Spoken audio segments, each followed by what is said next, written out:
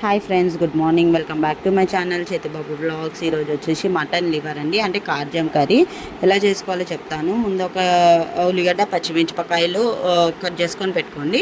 Cut చేసుకొని పెట్టుకొని ఒక కుక్కర్ తీసుకొని అందులో ఒక 5 to 6 టేబుల్ స్పూన్స్ ఆయిల్ వేయండి. ఆయిల్ వేసిన తర్వాత ఉల్లిగడ్డ, పచ్చిమిర్చి వేసేసింది. అది కొంచెం తొందరగా వేగడానికి కొంచెం ఉప్పు వేసుకోండి.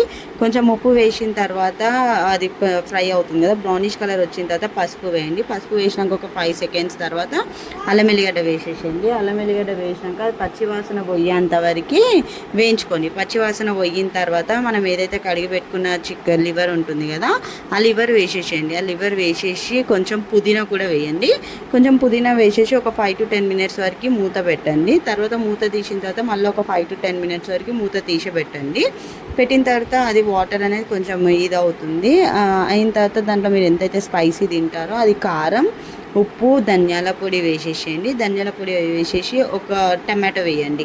1 టమాటో వేసిన తర్వాత అదొక 8 to 10 విజిల్స్ వరకు పెట్టుకోండి. 8 to 10 విజిల్స్ పెట్టుకున్న తర్వాత మీకు మంచిగా ఉడికిపోతుంది కర్రీ అనేది. ఉడికిపోయిన తర్వాత మసాలా ఉంటుంది కదా, గరం మసాలా, దంచిన గరం మసాలా వేయండి. దంచిన గరం మసాలా వేసి దించేసుకోండి. ఇది వచ్చేసి రైస్, చపాతీ దేనికైనా టేస్ట్ అనేది చాలా బాగుంటుందండి.